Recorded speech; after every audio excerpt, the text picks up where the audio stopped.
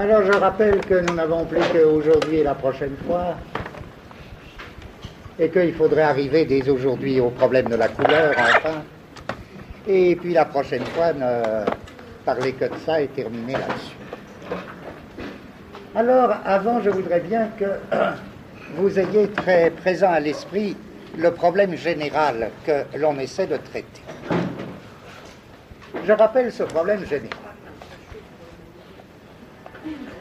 Il s'agit de considérer la peinture comme l'acte par lequel, peu importe le mot, là, par lequel on transmet ou on reproduit un espace signal sur la toile. Et en effet, on ne peint jamais quelque chose, un peintre, il peint toujours un espace. Il peint un espace-temps, mais un espace. Alors, transmettre ou reproduire un espace signal sur la toile, ça se fait comment? Et grâce à une espèce d'analyse, grâce à un essai d'analyse logique qu'on a fait précédemment, notre réponse était ça se fait par analogie. Ça se fait par analogie. Mais qu'est-ce que veut dire analogie? À l'issue de notre analyse, on avait pu conclure, on avait au moins une hypothèse ferme, à savoir, l'analogie ne signifie en aucune manière la similitude ou la ressemblance, elle signifie une opération très particulière qui a plusieurs formes elle-même, qui a plusieurs types, qui a des types très différents, et qu'il faut nommer modulation. Donc, c'est en modulant quelque chose, et on avait essayé d'analyser ce concept de modulation, c'est en modulant quelque chose égale x, qui est peut-être très variable, qui peut être très variable, c'est en modulant quelque chose que le peintre transmet l'espace signal. D'où l'importance pour nous, vous vous rappelez, de considérer arbitrairement, parce qu'il ne s'agissait pas même de prétendre à une histoire totale, de considérer certains espaces signes, certains espaces signaux, et les types de modulation correspondants.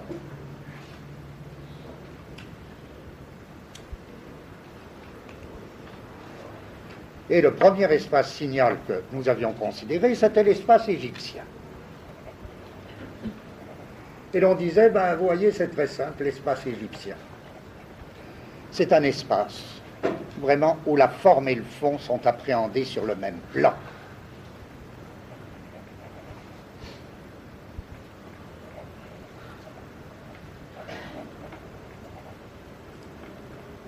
Ceci est une définition de l'espace.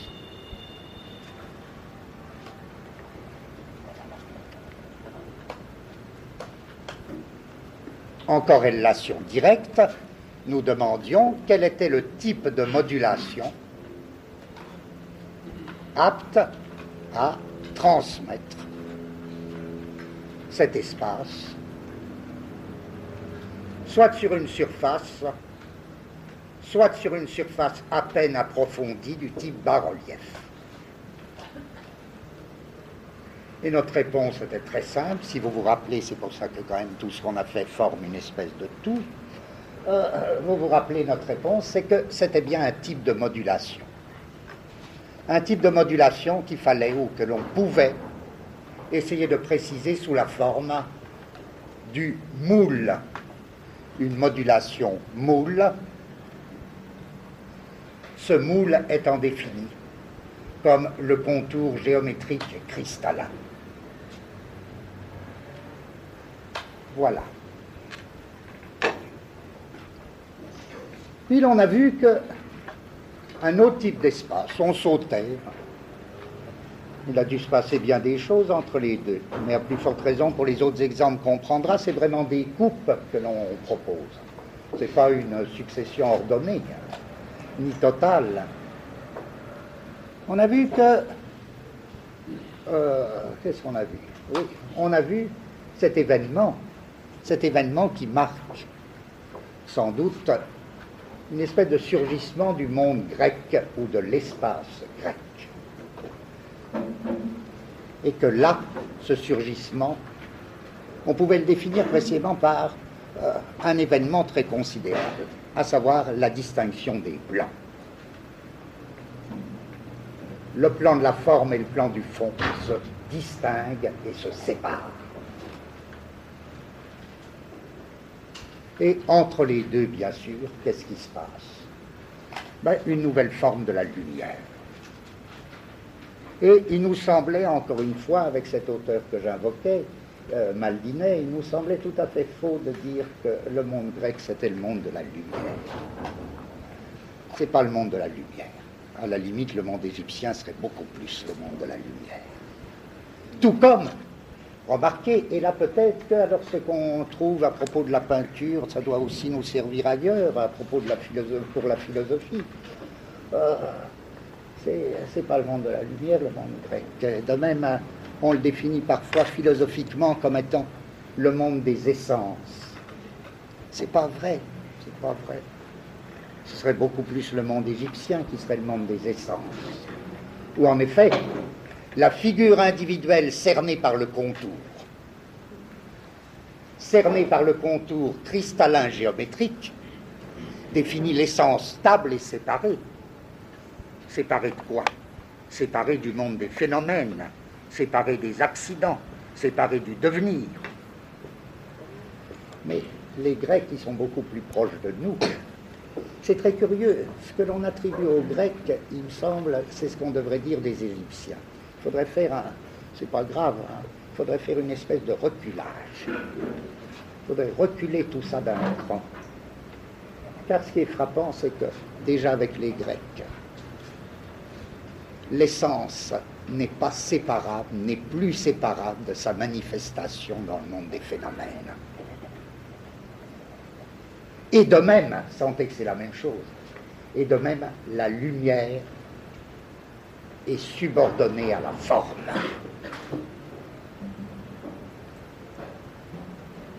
La lumière est subordonnée à la forme. L'essence n'est plus conçue comme l'entité stable et séparée. Elle est inséparable des phénomènes. On pourrait dire une chose simple, l'essence n'est plus essentielle, elle est devenue organique. C'est évidemment vrai d'Aristote, mais c'est déjà vrai de Platon. Et sur tout le monde grec, pour moi, retentit ce que Platon fait dire à l'Égyptien. Lorsque l'Égyptien, dans le texte de Platon, dit « Vous autres Grecs, vous n'êtes que des enfants ». Vous autres Grecs, vous n'êtes que des enfants, c'est-à-dire à la lettre, vous avez perdu le secret des essences stables, isolées, séparées, des essences individuelles stables, isolées. Vous avez perdu, en un sens, le secret de la lumière, c'est-à-dire de cet espace où forme et fond sont sur le même plan. Et c'est pour ça que les Grecs inventent la philosophie. Car la philosophie, si elle a un sens, c'est très mauvais pour toute compréhension, même confuse, de la philosophie, de la lier le moins du monde à la sagesse. Car dans philosophie, il y a bien philo et sophia. Et sophia, c'est la sagesse. Mais philo, ça veut dire quoi? Ça veut dire justement que le philosophe n'est plus un sage. Le sage, c'est l'Égyptien. Le philosophe, celui qui en est réduit à ne plus être que l'ami de la sagesse, avec toute la complexité de qu'est-ce que peut bien vouloir dire philos en grec. C'est très... Mais sentez qu'elle chute depuis le sophos jusqu'au philosophos. L'ami de la sagesse. Mais qu'est-ce que ça peut vouloir dire, l'ami de la sagesse? C'est-à-dire qu'il prétend même plus à être un sage. Traduisez. Vous autres Grecs, vous ne serez jamais que des enfants. On pourrait dire aussi bien, vous autres Grecs, vous ne serez jamais que des philologues. Vous n'êtes plus des sages, vous êtes des philosophes. Qu'est-ce que ça veut dire? Vous n'atteignez plus aux essences stables et séparées. Vous atteignez aux essences en tant qu'elles s'incarnent déjà dans le mouvement des phénomènes, dans le devenir, etc. Et que d'une certaine manière, elles sont soumises au rythme du devenir.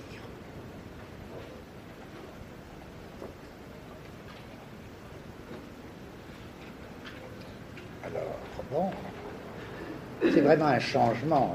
C'est un changement d'espace, c'est un changement de temps, c'est un changement d'éléments, c'est un changement de toute la conception d'art. L'essence devenue organique, c'est-à-dire l'essence saisie au moment où elle s'incarne dans le flux des phénomènes. Et toute la théorie, si j'insiste là, c'est pour ceux qui, si je fais cette parenthèse philosophique, tous ceux qui définissent le monde platonicien comme le monde des idées avec un grand I, des idées séparées, ça ne tient pas debout une seconde. Car c'est bien vrai que chez Platon, il y a cet aspect, les idées séparées du sensible, mais c'est un hommage à une vieille tradition qui lui échappe, et dont il sait bien qu'elle lui échappe, puisque son problème à lui, Platon, c'est pas du tout le monde des essences séparées, des idées séparées, au contraire. C'est le monde de la participation, à savoir, les idées participent au flux du sensible, ou le flux du sensible participe aux idées. Donc, c'est le monde des essences devenu organique.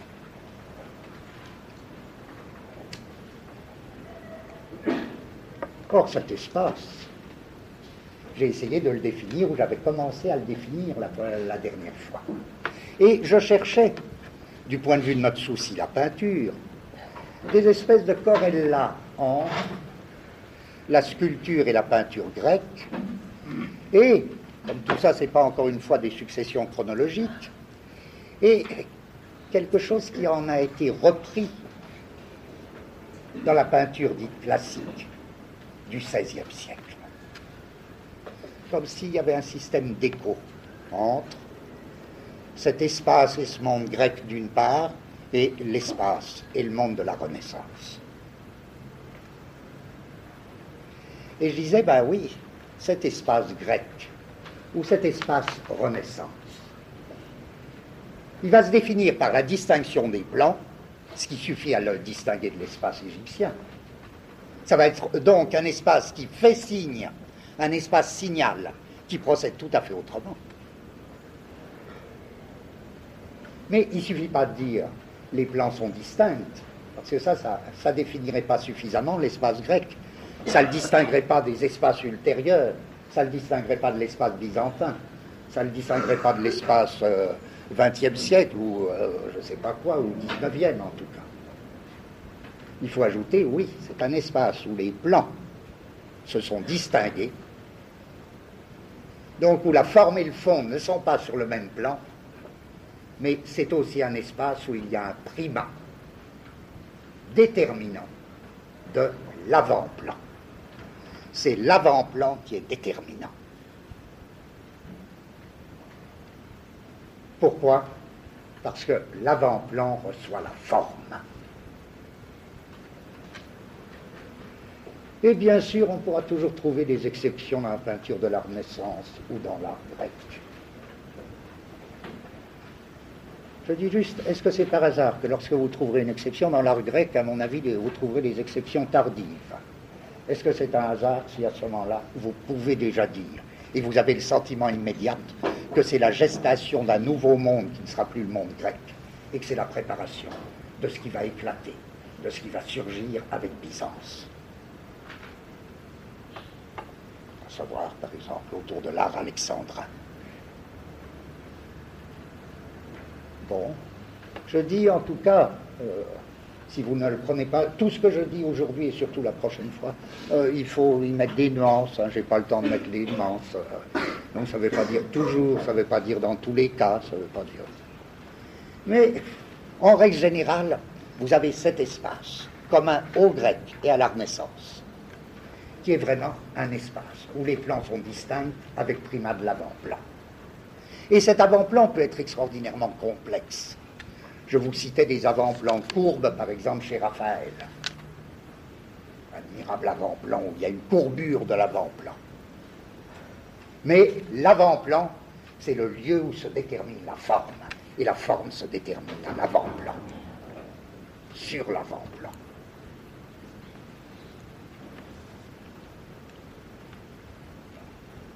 Dès lors, sentez par rapport à l'Égypte qu'il va y avoir quelque chose de fondamental. Un changement, par exemple, dans le statut du contour. Ça en découle tout droit. Si vous vous donnez un espace donc, cette fois-ci, non plus planimétrique, mais un espace volume, c'est le cube grec. Le cube grec contre la pyramide égyptienne. Si vous vous donnez un espace volume, déterminé par l'avant-plan, vous donnez en même temps le primat de la forme.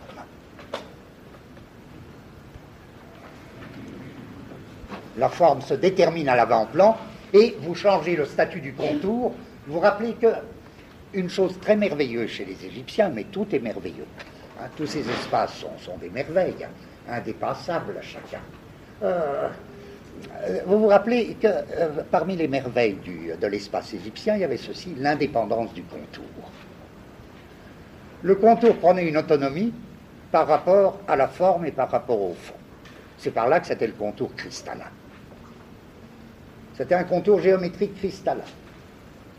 Et en effet, il prenait nécessairement une indépendance, puisque le contour, c'était ce qui rapportait la forme au fond et le fond à la forme sur un seul et même plan.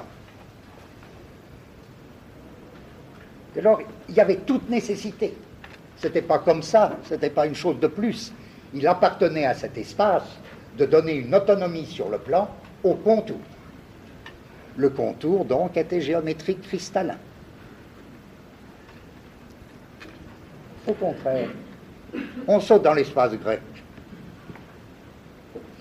Distinction des plans avec primat de l'avant-plan où c'est d'abord la forme. Dès lors, le contour, ça devient quoi? Ça devient l'autodétermination de la forme au premier plan, à l'avant-plan, sur l'avant-plan. Le contour dépend directement de la forme. Qu'est-ce que c'est ça? Le contour dépend directement de la forme. Et toutes ces notions s'engendrent les unes à partir des autres. C'est ça qu'on appellera le contour organique. Quand le contour dépend de la forme, a perdu son indépendance égyptienne, il est devenu le contour organique. Et l'essence, dès lors, est elle-même essence organique.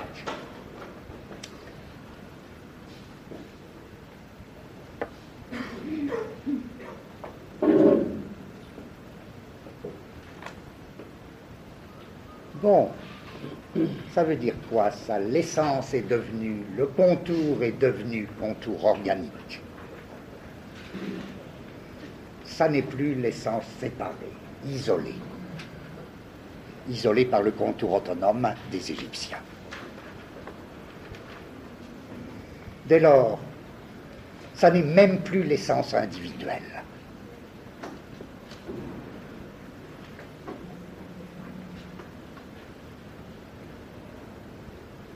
C'est une essence, quoi. Qu'est-ce qu'invente l'art grec parmi? Ben, il invente quelque chose comme, je ne sais pas quoi, le groupe, l'harmonie du groupe. Qu'est-ce qu'invente la peinture de la Renaissance? Je disais la dernière fois, parce que j'avais besoin là d'un mot un peu spécial, je disais, ben, il invente la ligne collective. Je ne dis pas que ça se réduit à ça, encore une fois, vous corrigez chaque fois. La ligne collective, à savoir, et c'est ça le contour organique, qu'un troupeau de moutons et une ligne, c'est une découverte formidable, ça. Comprenez, à la limite, on pourrait dire que non, un Égyptien, ça ne marche pas comme ça. Hein. Forcément, puisque sa ligne est géométrique cristalline, non. Il faut que la ligne soit organique pour que le troupeau de moutons ait une ligne. À ce moment-là, on entre dans tout un domaine qui est celui du rythme. Parce que dans quel rapport sera la ligne collective du troupeau de moutons et un autre type de ligne collective, la ligne collective d'un nuage.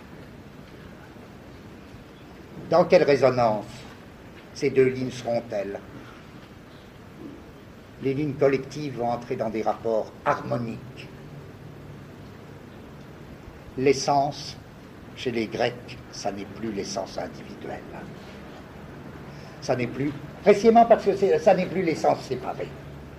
Vous voyez, tout s'enchaîne. Je voudrais que vous saisissiez, tout s'enchaîne. C'est plus l'essence séparée, c'est plus l'essence individuelle du monde. La ligne est devenue organique, elle est devenue collective. Mais vous me direz, mais il y a plein, par exemple, dans la statuaire grecque, il y a plein de bons hommes tout seuls ou de dames toutes seules. Oui, il y a plein de... Et alors, ça ne nous gêne pas. Ça ne nous gêne pas, c'est-à-dire avant même que l'objection soit faite, Dieu merci, ça montre que nous avons raison, nous avons la réponse à l'objection. Donc il n'y a pas d'objection, jamais, car, bien sûr, mais qu'est-ce que c'est que ces figures isolées, apparemment isolées? Ce sont des organismes. Et aussi bien, qu'est-ce que c'est quand il y a un organisme seul? Qu'est-ce que c'est? Ben, c'est une ligne collective. Pourquoi que c'est une ligne collective? Quand on parle de la belle individualité grecque, si vous voulez, c'est, par exemple, tous les textes de Schopenhauer, tout ça, non, c'est pas ça, je crois. Tout ce qu'ils disent, ça vaut, encore une fois, beaucoup plus pour les Égyptiens que pour les Grecs. Ce qu'ils disent, ça vaut pour le fond égyptien qui reste vivant chez les Grecs. Mais dans la mesure où les Grecs parlent pour leur compte, ils nous disent d'autres choses. Ils nous disent d'autres choses, oui. Et je dis, alors je reviens à ma question, bon, un organisme, c'est ça qui découvre. Le monde grec, c'est pas celui de l'essence, c'est celui de l'organon. Je dis ça en grec, puisque il y a une série de textes célèbres d'Aristote groupés sous ce titre, l'organon. Tout comme chez Aristote, la forme. Il y a bien des formes séparées,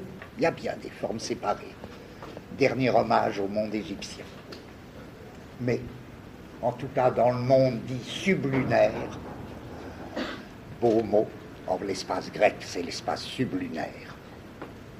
Dans le monde sublunaire, les formes sont strictement inséparables de matière, d'une matière quelconque qu'elles informent.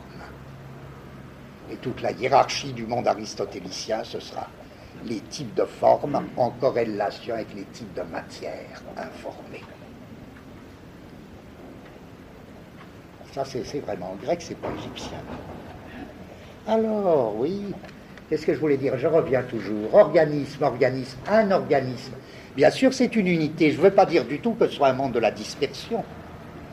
Mais c'est un monde pour lequel il n'y a plus d'unité isolée. Toute unité est unité d'une diversité. L'unité y est très forte, hein, mais c'est toujours l'un d'un divers, le monde grec. C'est toujours une unité, il n'y a jamais d'unité absolue. On a beau parler encore une fois de l'un avec un grand U, l'un chez Platon, l'un chez Platon, c'est finalement la pure transcendance, c'est-à-dire c'est l'hommage au monde égyptien. Mais les Grecs, eux, ils saisissent leur faisceau spatial, saisit une espèce de région intermédiaire entre l'impur et séparé et la multiplicité pure. Ils saisissent tous les degrés, tous ces degrés de l'un, tous ces degrés variables, toute cette gradation par laquelle l'un ou la forme s'enfonce de plus en plus dans une matière, ou toutes ces élévations par lesquelles la matière tend de plus en plus vers la forme. Alors, quand il faut un organisme, c'est une unité, d'accord, mais c'est une unité de parties différenciées. Et du point de vue, là je dis vraiment des choses extrêmement rudimentaires, très très simples, mais si je reprends des épreuves simples, vous prenez une toile typique Renaissance et une toile typique XVIIe siècle. La manière dont vous distinguez immédiatement, même de sentiments confus, que ces peintures n'appartiennent pas exactement au même monde, c'est-à-dire au même espace. C'est quoi? On peut prendre toutes sortes de choses. Un nu de femme, un nu, c'est bien évident que dans les nus de la Renaissance ou dans les sculptures grecques, vous trouvez la même chose, à savoir l'organisme affirmé comme unité d'une multiplicité distincte. Et que les parties organiques sont bien sûr prises dans tout un système d'écho, mais sont fermement distinguées. Si vous considérez au contraire, si vous prenez le plus beau cas, prenez une Vénus quand vous serez rentré chez vous, prenez ou essayez de prendre, de considérer une Vénus du Titien et une Vénus de Velázquez. Le traitement du nu, là, est évident. Le volume du corps n'est pas du tout rendu de la même manière. C'est même ça qui est beau. Dans le cas du Titien, c'est très net à quel point l'organique est vraiment l'unité d'une multiplicité de parties différenciées. On verra qu'au XVIIe siècle, entre autres avec Velázquez, ça se pose d'une toute autre manière. Le corps a cessé d'être un organisme. Il est bien autre chose. Bon. Donc je dirais, même lorsqu'il y a représentation d'un individu seul, c'est un individu organique, c'est-à-dire c'est l'unité d'une multiplicité. Donc c'est bien encore une ligne collective. C'est simplement une ligne collective à forte unité. Tandis qu'un troupeau de moutons, c'est une ligne collective à moins forte unité. C'est pas par hasard que, alors, les philosophes correspondants sont des philosophes qui passent leur temps à faire une hiérarchie des degrés d'unité, qui se demandent par exemple, ce qui est très intéressant à se demander, ce que vous retrouverez encore dans la philosophie de Leibniz, qu'est-ce que c'est que la hiérarchie des degrés d'unité, c'est-à-dire en quoi? Est-ce qu'un tas de cailloux, ou un fagot de branches de bois, un troupeau de moutons, ou une armée, une colonie animale, un organisme, une conscience, etc., représentent des degrés d'unité de plus en plus forts sur une échelle hiérarchique. Alors, si c'est ça, l'espace grec, et si c'est ça, mais c'est très sommaire tout ce que je dis à partir de là, mais on compliquera après, parce que vous remarquez que je n'introduis pas du tout la couleur encore. Je peux pas, mais ça va venir. Je dis juste que, loin que ce soit un espace de la lumière, c'est un espace à forte lumière, mais où la lumière est subordonnée à la forme. Elle est complètement subordonnée aux exigences de la forme.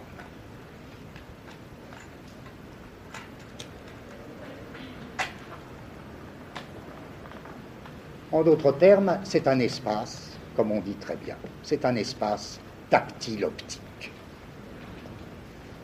Ce n'est pas du tout un espace optique, c'est un espace tactile optique. Vous vous rappelez que l'espace égyptien, en effet, je ne reviens pas là-dessus, on l'avait défini en suivant cet auteur autrichien Riegel, on l'avait défini comme un espace haptique. Et que l'œil, il y avait une fonction bizarre que j'avais essayé de définir. L'œil avait une fonction haptique. L'espace grec, d'après tout ce qu'on vient de voir, il n'est pas haptique, il est tactile optique. Qu'est-ce que ça veut dire? Qu'est-ce qui est tactile là-dedans? Qu'est-ce qui renvoie au tact? C'est précisément que tous les effets optiques sont d'une certaine manière subordonnés à l'intégrité de la forme. Et que l'intégrité de la forme est tactile sous la forme de quoi? Du contour organique. En d'autres termes, c'est un espace optique à référent tactile.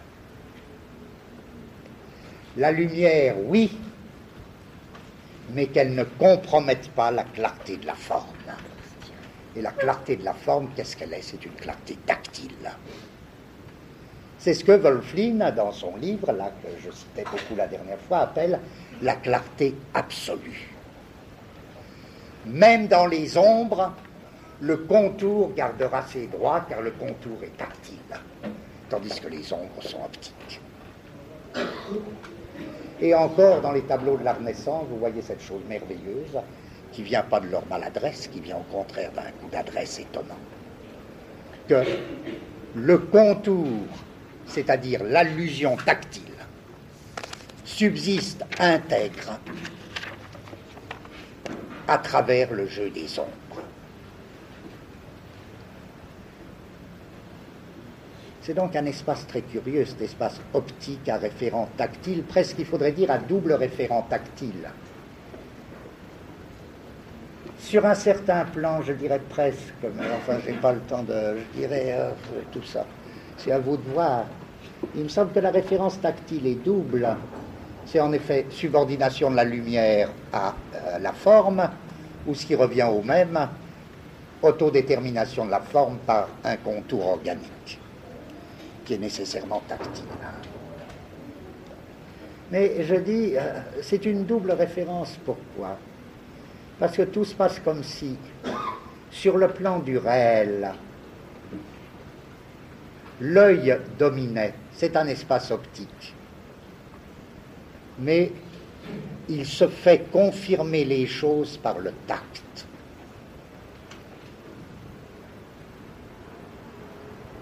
Il se fait confirmer les choses par le tact. C'est comme si la main suivait l'œil et confirmait le contour à travers le jeu des ombres.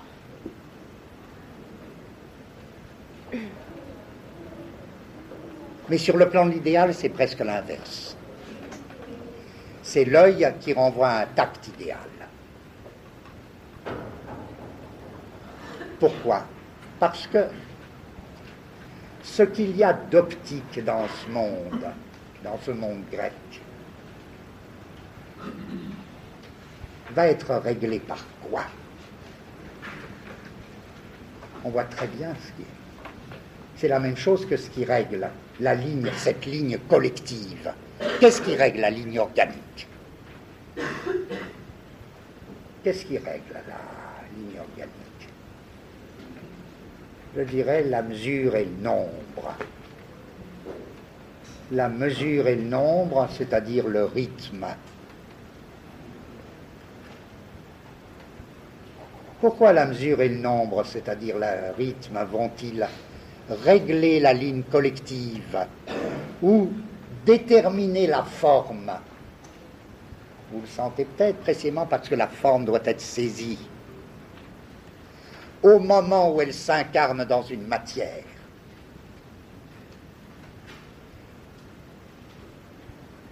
Parce que la forme est toujours l'unité d'une multiplicité.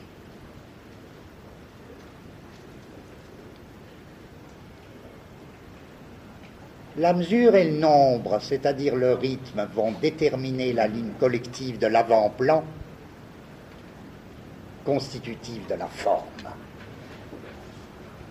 Qu'est-ce que ça veut dire concrètement? C'est pour ça que, dans tout le XVIe siècle, vous avez tellement de traités de peinture qui s'intitulent, ou qui sont sur le mode de traité du nombre et de la mesure.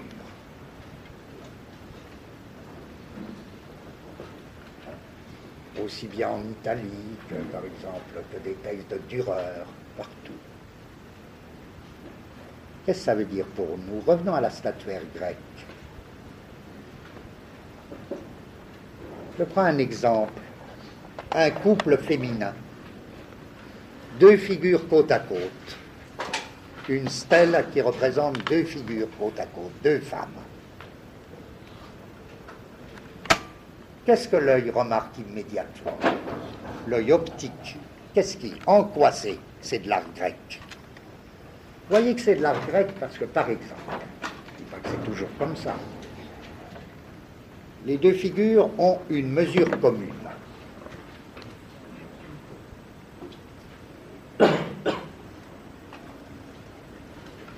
C'est-à-dire les deux plans latéraux. Mais dans cette mesure commune, il y a une répartition des temps. Multiplicité de temps pour une même mesure. C'est ça le rythme. Variation des temps pour une même mesure. Qu'est-ce que c'est que les temps? Les temps, dans le rythme grec, c'est pas par hasard que...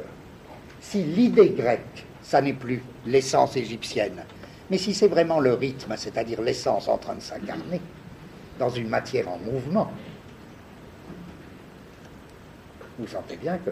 Et les rythmes, fondamentalement. Et, suivant un article de Benveniste, les Grecs ont deux mots pour désigner la forme. Schéma et rhythmos. Rhythmos, ça veut dire la forme. Comment ça se fait, ça? Et Benveniste montre très bien dans son étude linguistique du mot rhythmos en grec, il montre très bien que si ça veut dire la forme, c'est pas du tout par hasard. C'est que schéma, d'où est venu notre mot schéma, schéma, c'est ou bien l'essence isolée, là encore, souvenir du monde égyptien, soit l'essence réalisée dans une matière, une fois pour toutes, c'est fait.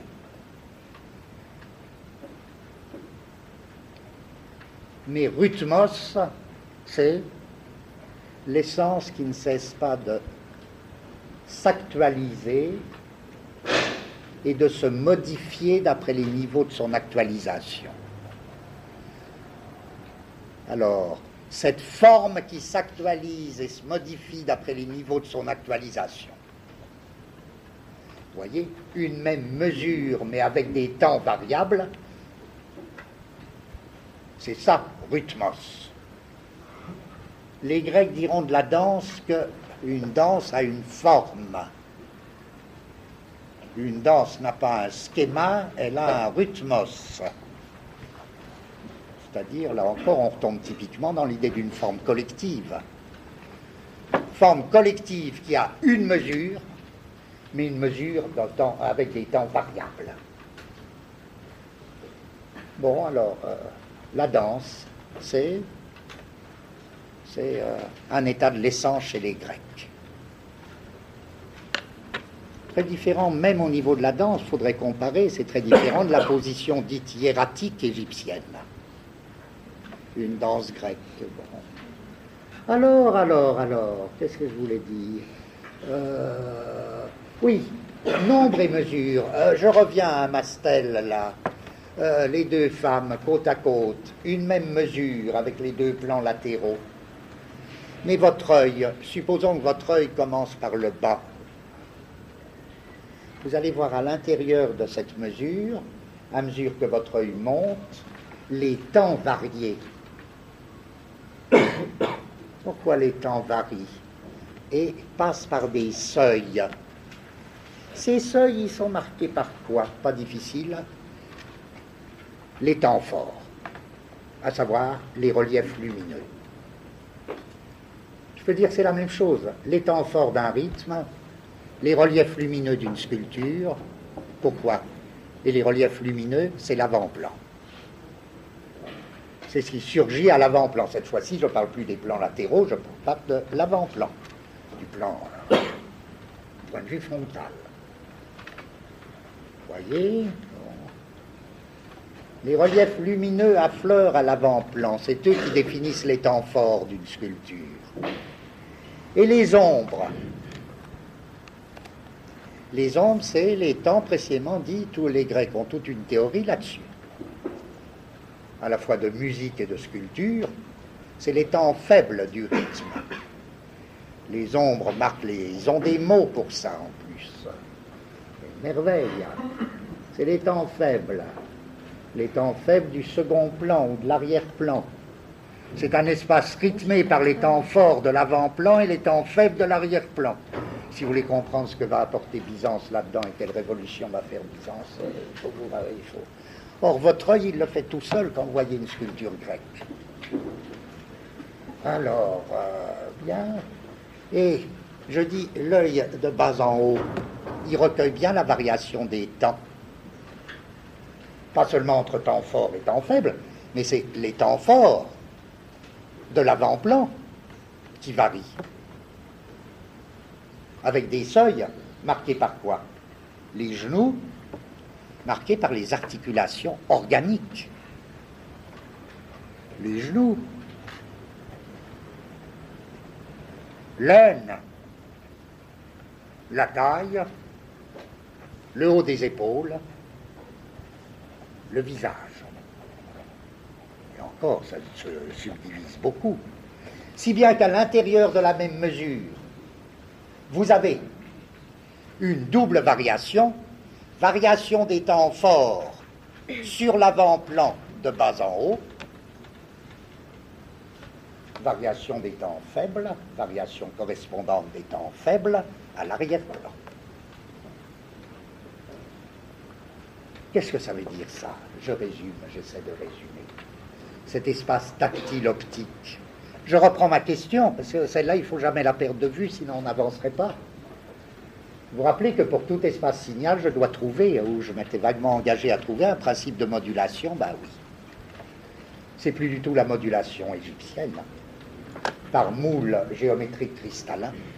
C'est un second grand type de modulation, qui va être la modulation de la ligne, ou plus précisément, la modulation par ce qu'on a appelé, là je vous renvoie, j'ai plus le temps de recommencer, la modulation par moule intérieur. La modulation rythmique par moule intérieur, vous rappelez cette notion que j'ai empruntée à Buffon parce qu'elle me paraissait très éclairante, par moule intérieur, cette espèce de notion très bizarre formée par Buffon, mais qui me paraît très riche dans d'autres domaines que ceux auxquels Buffon l'appliquait, quoique Buffon, il y a bien une raison pour nous en servir, puisque Buffon s'en servait. Il formait cette notion paradoxale de moule intérieur pour nous faire comprendre la reproduction de l'organisme. Ben, c'est une modulation par moule intérieur, et le moule intérieur, c'est quoi? C'est l'unité d'une mesure dont les temps sont variables. En d'autres termes, c'est un module. Donc je dirais, mais la formule telle quelle n'a aucun sens, mais là je m'en sers pour résumer cet ensemble, je dirais que l'espace grec, lui, est modulé tout autrement que l'espace égyptien. Il est modulé par module.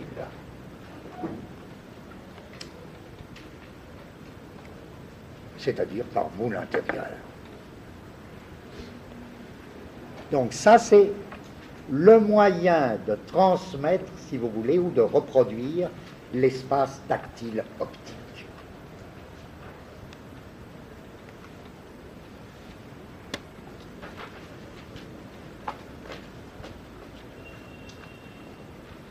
C'est le grand monde organique.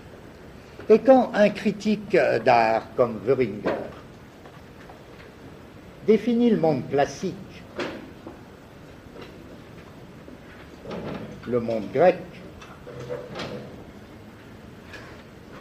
il dit que c'est le monde de la représentation organique.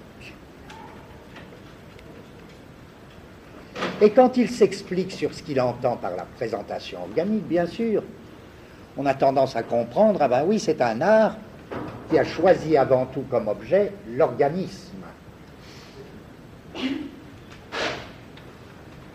Il a choisi comme objet l'organisme. Alors, je peux faire une parenthèse si elle ne vous trouble pas. C'est très important, ça. Il a choisi comme objet l'organisme, sûrement, c'est vrai, c'est vrai. Il faudra de longues histoires à l'art pour que la peinture cesse d'être organique, et puis elle ne l'a pas toujours été, mais c'est vraiment... mais ça ne suffit pas de dire ça. J'ouvre une parenthèse, pourquoi que c'était très compliqué, là, cette histoire, la peinture élit comme objet l'organisme. Si je fais une timide avancée sur ce qu'il nous reste à faire, et ça va poser un problème énorme du point de vue des couleurs. Parce que, où est le problème du point de vue des couleurs? Comment traduire, comment reproduire picturalement les couleurs de l'organisme? Affreux problème. Affreux problème européen. Typiquement un problème européen, ça. C'est important, pourquoi? Parce que les peintres se sont très... je crois qu'avant c'était différent, mais notamment avec les nus de Michel-Ange, avec l'avènement du nu dans la peinture. Qu'est-ce qui s'est passé? Un problème technique effarant. On verra comment il sera résolu, mais on pourrait dire c'est une manière d'exprimer le problème total de la peinture. Une manière, mais tout y est. Comment reproduire les couleurs d'un corps organique? Très difficile. Sans quoi? Pourquoi? Parce que, quelle que soit la méthode que vous employez, dans l'Occident, vu la nature de l'organisme occidental, les manières dont le problème de l'organisme et le problème de la couleur, je ne dis pas se confondent pour toujours, mais se percutent l'un l'autre. C'est un problème intense, ça. Le problème de la couleur, c'est comment manier la couleur sans produire une espèce de grisaille, de boue terreuse. Le problème de l'organisme, c'est comment rendre l'organisme sans tomber dans exactement la même boue terreuse. En effet, pourquoi est-ce que l'organisme pose ce problème? Et là, surtout l'organisme occidental. Eh bien, en d'autres termes, nous sommes pâles. Et pire que pâles, nous sommes pâles et rouges. Et si vous mélangez tout ça, ça fait du terreux. C'est terrible. Pourquoi?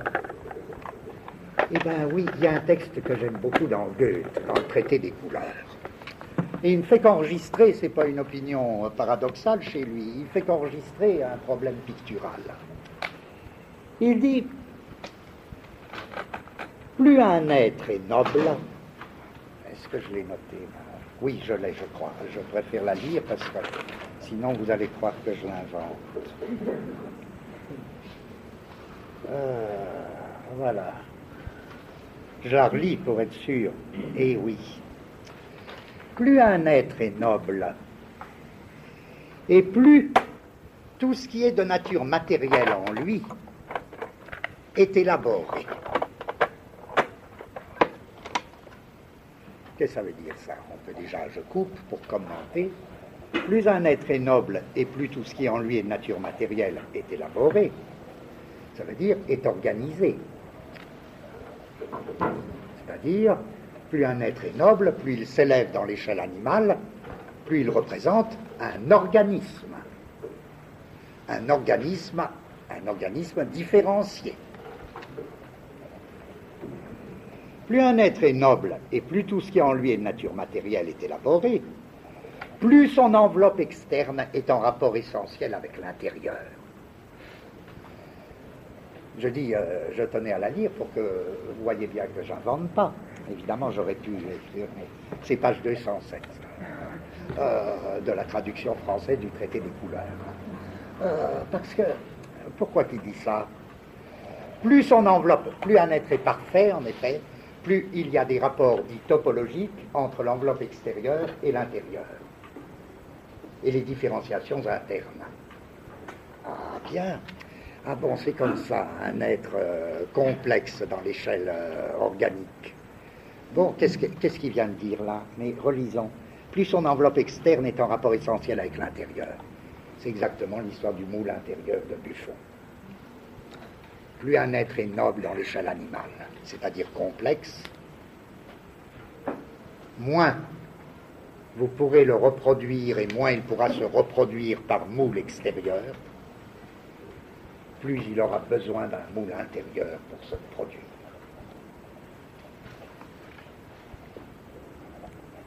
Et moins on y voit de couleurs élémentaires isolables. Ah bon. Moins on y voit de couleurs élémentaires isolables, voilà le problème de l'organisme dans son évolution.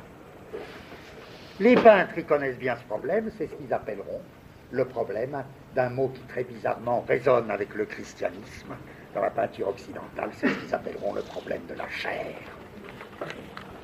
Comment rendre la chair? Or, pour un coloriste, c'est le problème des problèmes. Pourquoi? Parce que vous risquez à chaque instant, vous frôlez à chaque instant le danger suprême, faire du terreux, de la couleur terreuse. Et la peinture occidentale va être, là je piège, vous voyez, j'entame des choses qui deviendront très claires que plus tard. La peinture occidentale a été pénétrée par cette tâche, comment sortir du terreux. Et sans doute il a fallu chaque fois recommencer la même tentative. Prenez les peintres, prenez nos peintres occidentaux, c'est fascinant. Fascinant, c'est comme si chacun devait recommencer cette espèce de longue tentative. C'est ce que j'appelais, c'est le danger du diagramme.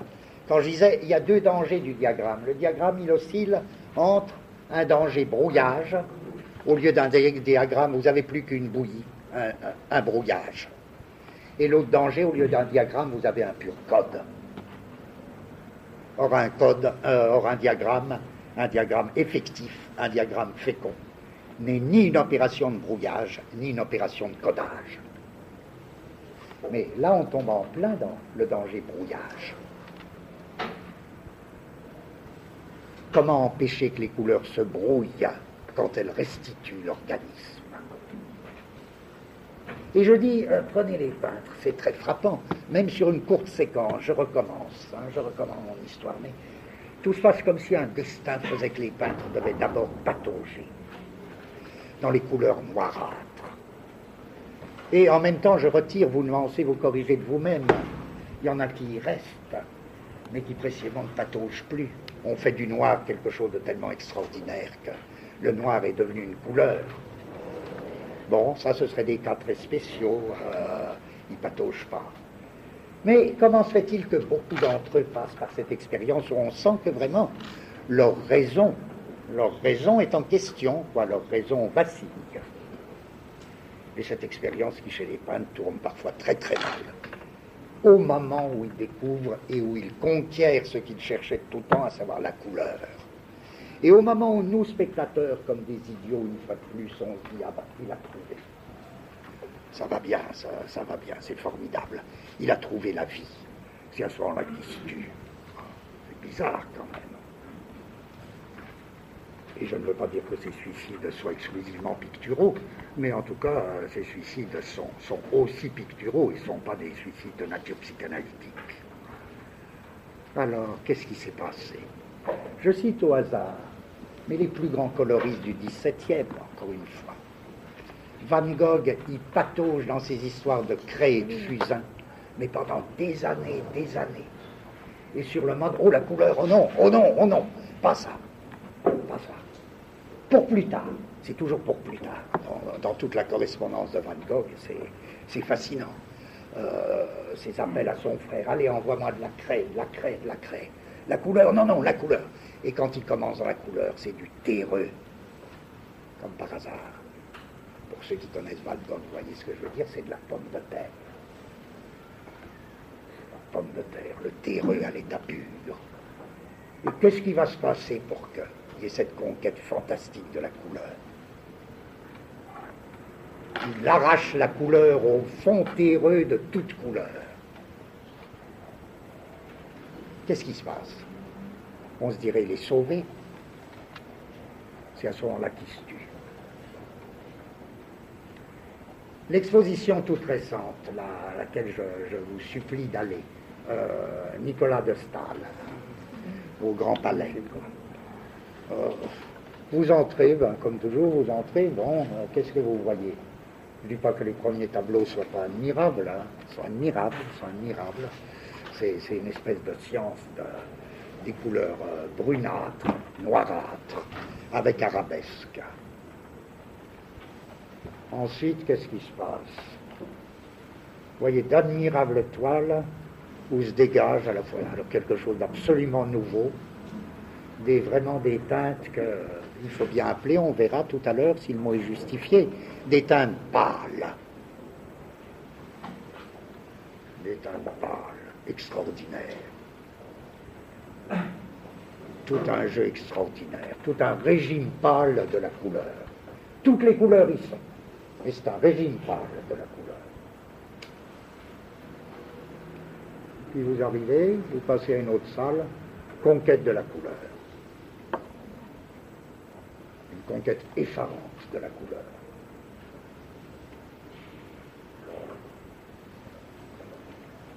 Alors on a presque de la peine à ne pas finaliser, à ne pas se dire « Ah ben oui, c'est ça qu'il cherchait tout le temps, je ne sais pas ».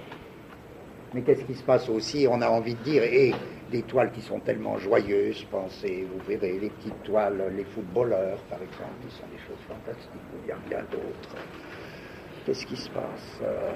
Là aussi, c'est à ce moment-là qu'il se tue. Qu'est-ce qui peut se passer, quoi? Alors, qu'est-ce que j'arrive pas à comprendre? Vraiment, c'est le cas de dire. On cite souvent une phrase qui donne froid dans le dos de Lacan, disant, ah ben oui, c'est quand ça va mieux qu'on se tue. Avant, et y voyant comme une espèce de signe que, et oui, ça allait mieux, puisque, et ben, dans ce cas de l'expérience picturale, oui, c'est quand ça va tellement mieux sur la toile que le type craque. Alors, mais cette histoire, elle est recommandée. Cézanne, c'est la même histoire. Il faudrait chaque fois montrer là. Alors, je regrette presque les diapositives, comprenez, les violets, la période violette et d'étranglement. Ces toiles si bizarres sur la scène d'étranglement, tout ça, ces violets, etc. Et la conquête de la couleur à part ça. Manet, quand il vient à l'impressionnisme, Manet, mais il sort des teintes précisément dites, ce qu'on appelle précisément en peinture, les teintes terreuses. Bon. Donc qu'est-ce que c'est, je dis? Bon. Mais ma parenthèse s'est développée. Je veux juste dire, reprenons le texte de Goethe. Le problème, c'est que plus un organisme est élaboré, et le plus élaboré des organismes pour toute la théorie et la pratique de la peinture de la Renaissance, c'est l'organisme humain.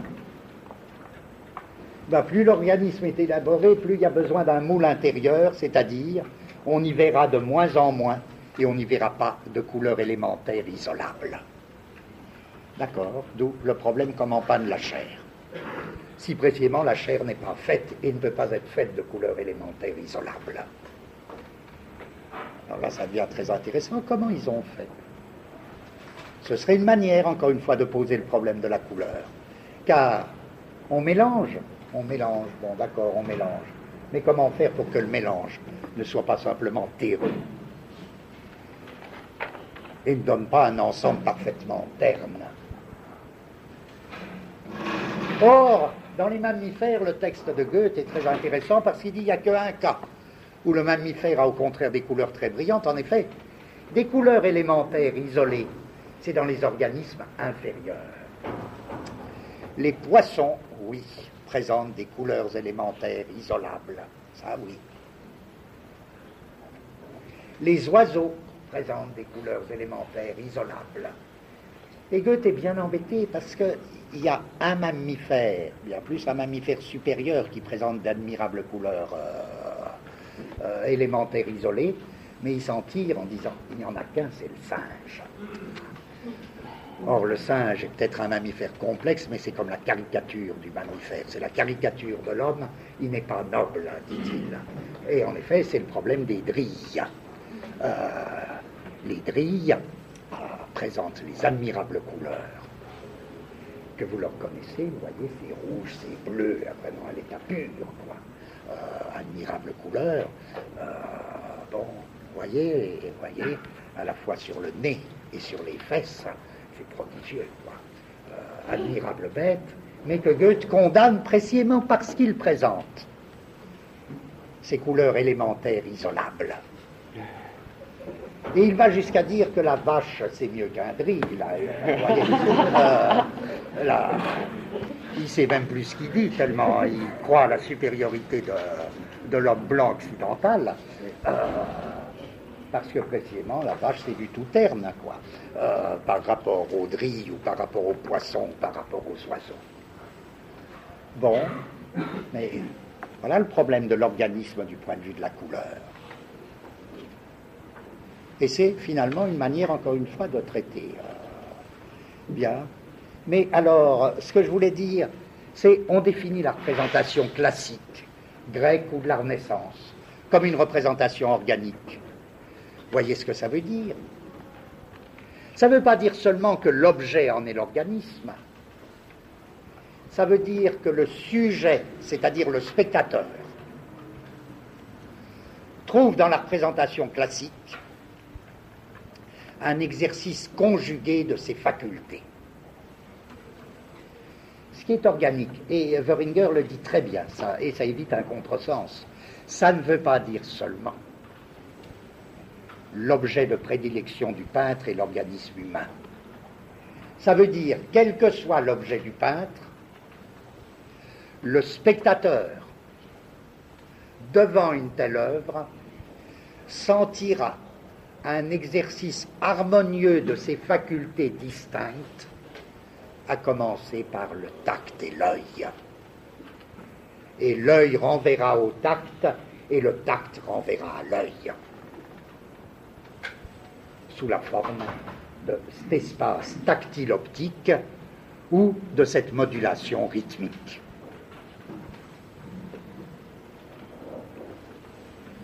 Vous voyez ?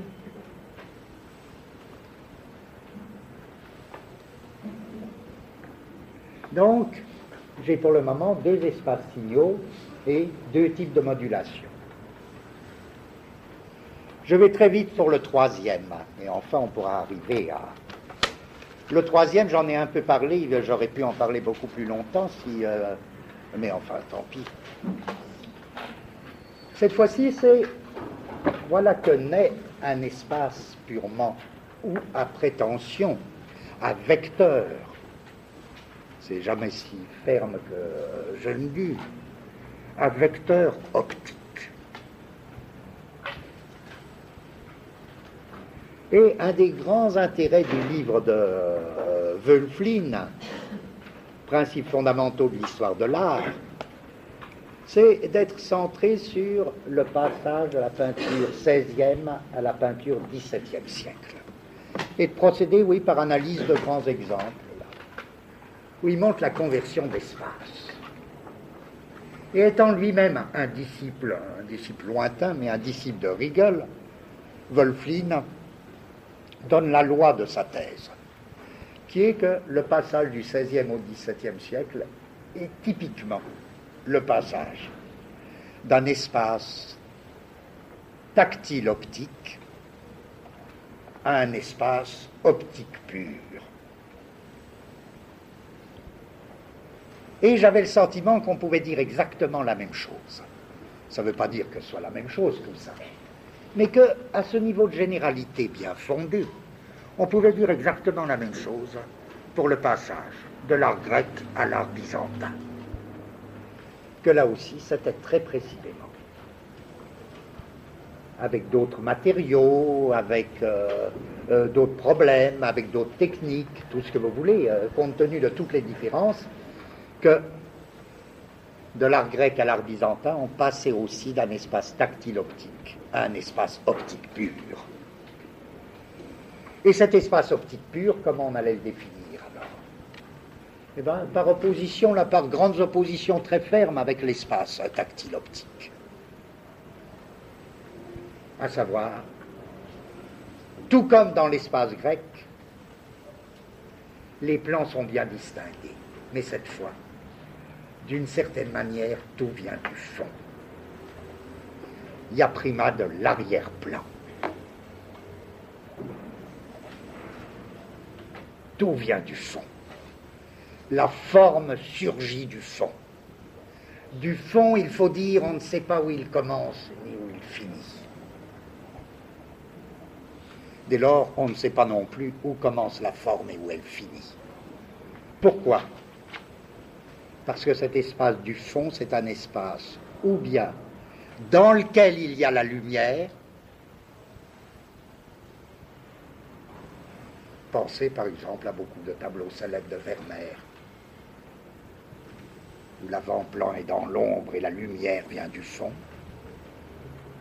Ou bien le fond est extrêmement sombre, mais la lumière des autres plans jaillit de ce fond sombre. De toute manière, c'est des variantes, il y a une infinie de variantes.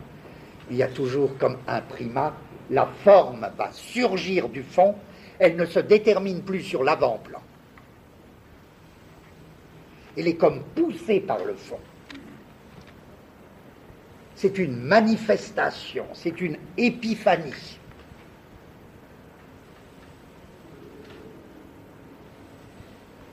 Je dirais à la limite, c'est plus comme chez les Grecs. Ce n'est plus l'essence qui entre en rapport avec la manifestation, c'est la manifestation qui fait essence. Dans une espèce d'épiphanie qui est l'épiphanie byzantine. Et là alors,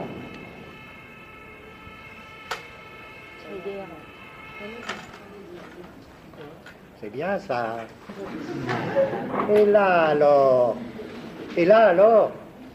c'est le moment, et c'est seulement le moment où dire, oui, la lumière est devenue indépendante. En d'autres termes, c'est la forme qui dépend de la lumière. La lumière ne dépend plus de la forme. Et si la forme c'est la lumière? Qui a dit ça pour me contrarier?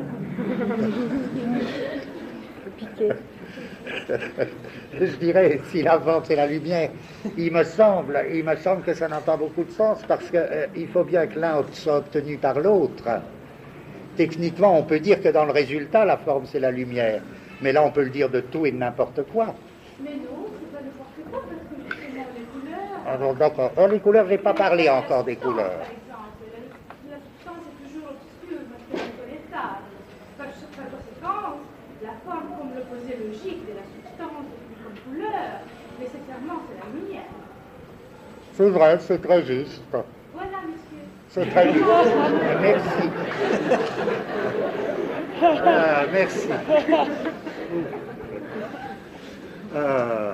Et ben voilà.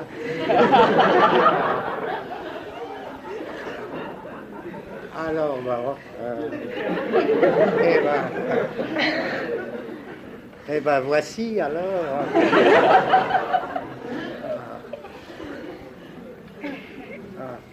Bon, il faut que je me remette, hein. Il faut que j'aille. Si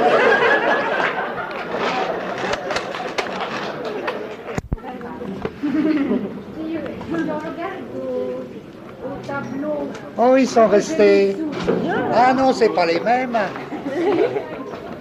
Si, mais ça a été refait. Oui, c'est pas les miens, je n'avais pas fait. Ah oui.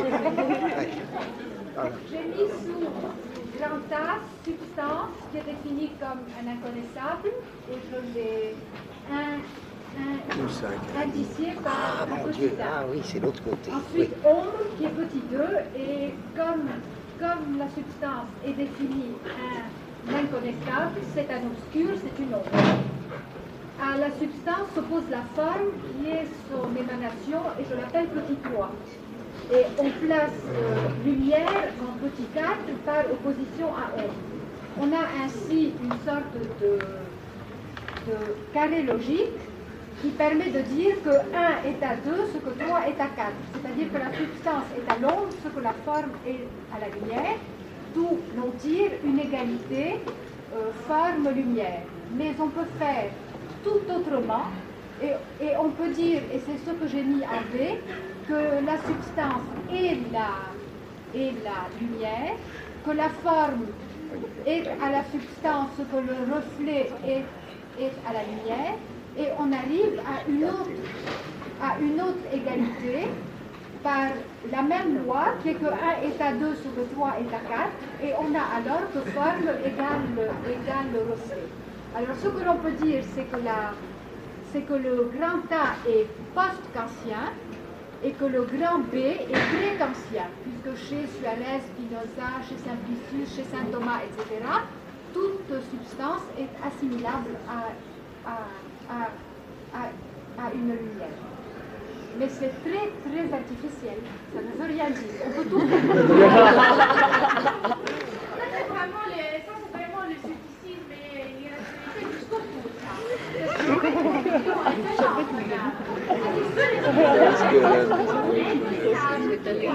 Parce que si le sujet définit comme existant.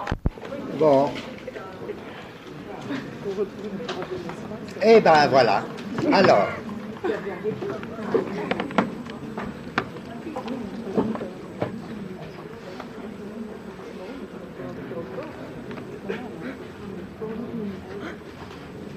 Qu'est-ce que tu as?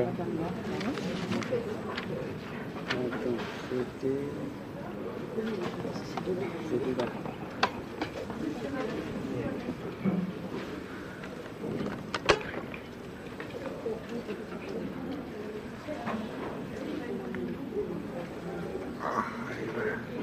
Je sens qu'il va y avoir quelque chose encore. Non? Non, faut pas. Hein? Allons. Ah! Vas-y.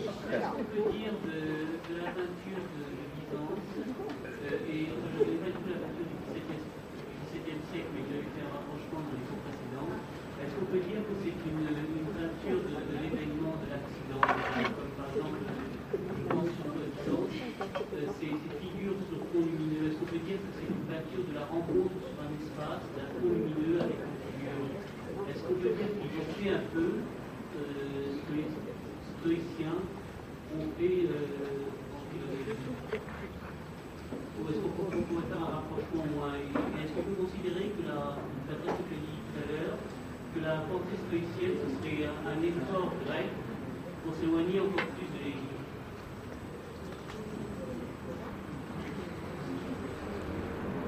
Oui et non, il n'y a pas lieu de penser que l'Égypte reste une référence telle que tout se situe par rapport à elle. Donc à cet égard, mais dans ce que tu dis, il y a bien, il me semble, un parallèle qui notamment a été très bien marqué par un des meilleurs critiques de la peinture byzantine, qui est Georges Dutuit.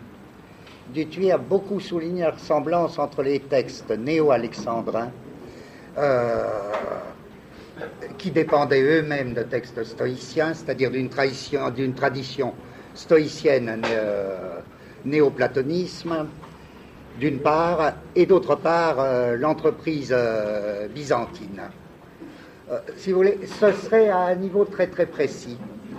À savoir, avec le stoïcisme, commence en effet, et sous des influences orientales, une conception radicalement nouvelle de la limite. On l'avait vu, il me semble, dans la première moitié de l'année à propos de Spinoza, que la limite grecque, elle est vraiment définie par le contour. Avec toutes les complexités du contour. C'est une notion très très compliquée, surtout qu'encore une fois, ça n'est plus, déjà chez les Grecs, ça n'est plus exactement le contour géométrique. C'est vraiment un contour organique, même pour les figures géométriques. Mais avec les stoïciens, il y a une conception de la limite complètement qui rompt avec le contour. Ça, c'est comme une espèce de fête. Si vous prenez les textes stoïciens, ils sont d'autant plus intéressants quand ils font irruption vraiment dans le monde grec, que c'est très bien résumé par un texte d'un ancien stoïcien, qui dit, eh ben, oui, la limite, ça n'est pas le contour géométrique. La limite, c'est beaucoup plutôt, dit-il, la zone où une puissance s'exerce. C'est-à-dire toute cette zone où elle s'exerce plus, etc. C'est quoi cette zone? Et il dit, le modèle de la limite, ce n'est pas le sculpteur qui nous le donne, au sens d'un contour, ou même d'un modelé. Ce qui nous le donne, c'est le germe de la plante. En d'autres termes, le germe, c'est un changement radical du verbe être. Je suis jusqu'où j'exerce ma puissance. Donc, je ne suis plus dans le contour de ma limite. Ma limite a cessé d'être un contour. Ma seule limite, c'est lorsque ma puissance ne s'exerce plus. Alors, là, il y a bien quelque chose de fondamental qui est la découverte de la lumière. Parce qu'il ne s'agit pas du tout de forcer les textes, c'est tous les textes de Plotin sur la lumière. C'est en même temps que Plotin découvre une lumière purement optique, il fait dire à la lumière, Plotin fait dire explicitement à la lumière, où est-ce que je commence, où est-ce que je finis? C'est la négation du contour, au profit d'une limite qui sera précisément définie dans la peinture par le clair-obscur, et qui implique cet étalement d'un espace optique qui est complètement différent de l'espace tactile optique des Grecs. Ou bien, je prends un autre exemple que Wolflin analyse très très bien. Il compare, là aussi, reprenons l'exemple des nus. Deux nus cette fois, mais pas du tout du point de vue de la couleur. Il dit un nu Renaissance, un nu par exemple de Dürer. C'est quoi? C'est comment? Là, vous y trouvez vraiment la ligne, ce que j'appelais la ligne collective, ou la ligne organique, à savoir, la limite du corps est vraiment tracée par une ligne courbe, à la limite une courbe continue. Même si elle est interrompue à tel moment, elle se continue virtuellement. Une courbe complexe continue. C'est ça qui va définir le contour. Et le corps, ainsi limité par la ligne organique, se détache du fond, mais de toute évidence, il ne jaillit pas du fond et il n'a pas l'intention de jaillir du fond. Si vous prenez un nu de Rembrandt, là, même matériellement, vous voyez quelque chose de tout à fait nouveau, qui sera très important pour toute l'histoire de la peinture. Je dirais la même chose des portraits, si vous prenez un portrait 16e siècle ou si vous prenez un portrait 17e. Et si vous prenez un nu Rembrandt, c'est évident que vous voyez qu'il est composé pas du tout par une courbe. Il y a bien un contour, vous me direz oui, il y a encore un contour. On verra que ce contour, justement, de nouvelle manière, ne peut plus être déterminant. Ça n'est plus du tout l'autodétermination de la forme. Pourquoi? Qu'est-ce qui vous le montre? Ce n'est plus du tout une courbe même complexe et virtuellement continue. C'est une succession très très fine de traits plats. C'est une succession de traits plats qui vont avoir, au point même, oui je vois, ça fait rien parce que vous introduisez les nuances. Pendant longtemps, il y a des Rembrandts qui fonctionnent avec des courbes. Je ne parle pas, chaque fois que je dis Rembrandt, il ne s'agit pas d'une formule que Rembrandt applique. Mettons certains Rembrandts qui nous feraient l'impression d'être particulièrement représentatifs d'une peinture 17e. Alors, cette espèce de trait plat ou de ligne brisée, elle n'a plus du tout la même fonction. Elle ne fait plus du tout contour. Elle indique la manière, elle indique presque tout est alors, au contraire, redistribué en fonction de l'arrière-plan, elle indique la manière dont le corps jaillit du fond, dans une espèce de structure perpendiculaire du tableau. Et alors, dans ce cas, il y a quand même contour parce qu'il y a trait plat continu, je dis. Mais encore une fois, c'est plus des traits courbes. C'est vraiment une succession de traits plats qui changent chaque fois de direction. Et là, ça fait vraiment jaillir le corps du fond. C'est plus le corps qui est sur le fond, il jaillit du fond. Et si vous prenez des exemples de portraits, c'est encore plus net. À la Renaissance, l'importance du contour, la ligne du nez, la ligne des yeux, la ligne de la bouche, tout ça, forment vraiment des traits de contour. Dans un portrait 17e, vous êtes frappé par ceci. Tout comme je disais tout à l'heure, le contour est transformé en une succession de traits plats. Dans certains Rembrandt, par exemple, dans beaucoup de portraits du XVIIe, vous êtes bien incapable de restaurer une ligne du contour du visage et des lignes qui seraient encore des lignes modulaires, au sens où j'employais le mot module tout à l'heure. Cette fois-ci, au contraire, tout le portrait, et il prend une vie intense à ce moment-là, c'est évident, tout le portrait est organisé par des traits discontinus prélevés sur la masse.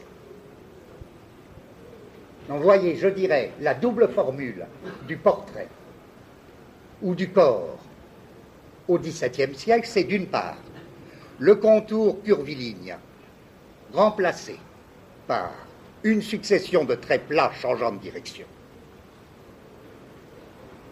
et les lignes modulaires intérieures au visage remplacées par des traits discontinus prélevés sur la masse, qui indiquent alors, évidemment, ces traits discontinus prélevés sur la masse indiquent typiquement le jeu des ombres et des lumières. Si bien qu'en effet, dans cet espace, tout est réorienté. Tout est réorienté en fonction de ceci. La forme doit surgir du fond.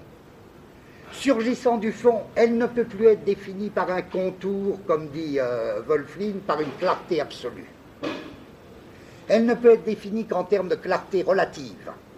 Très discontinu prélevé sur la masse du visage, très plat, qui fait surgir la forme du fond.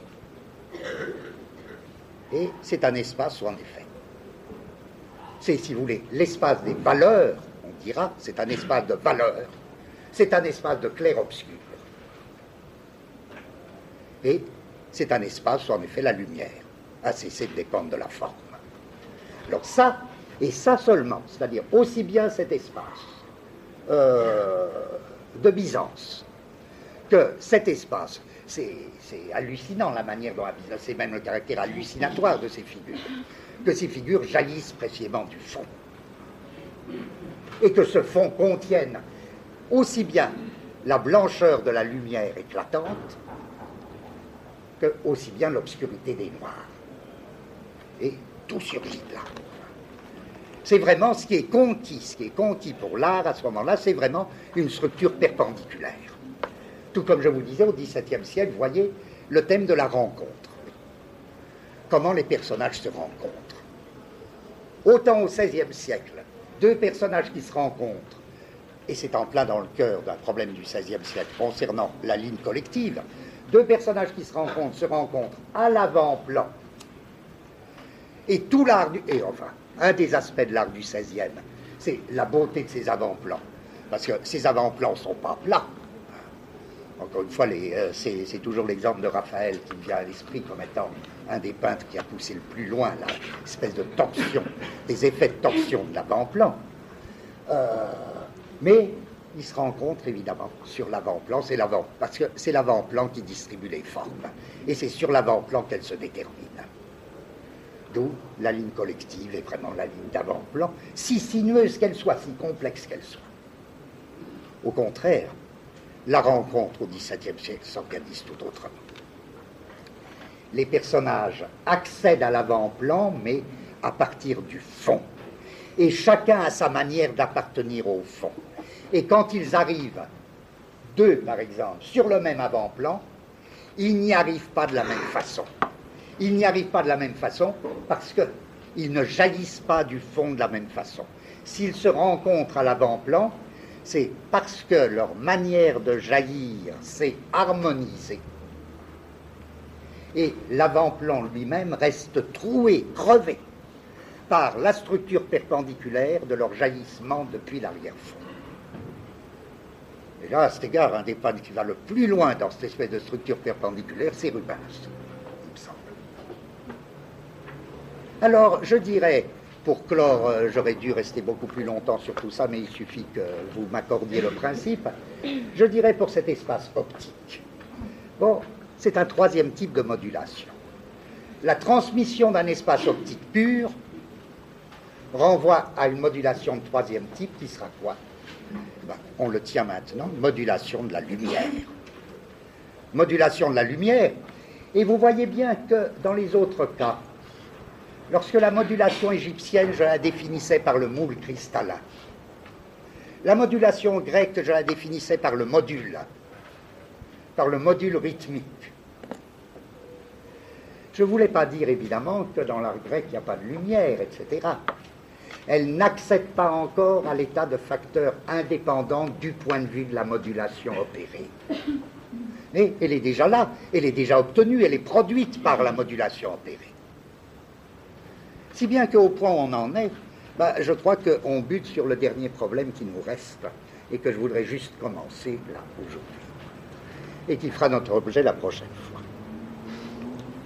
Ce problème, c'est bon. Voilà, on se trouve devant trois espaces et trois types de modulation.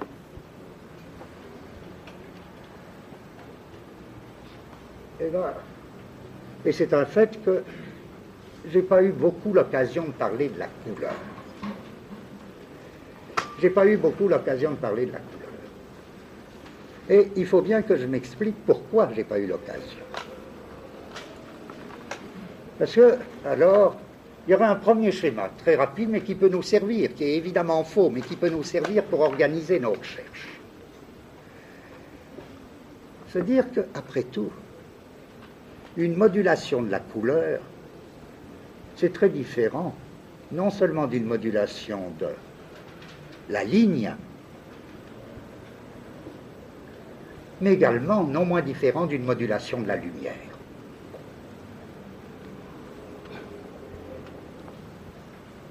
Donc, en ce sens, il y a peut-être lieu de réserver la place, et c'est pour ça qu'on n'en aurait pas parlé avant. Il y a peut-être lieu de réserver la place d'un espace signal coloré qui renverrait à un type de modulation qui lui serait propre.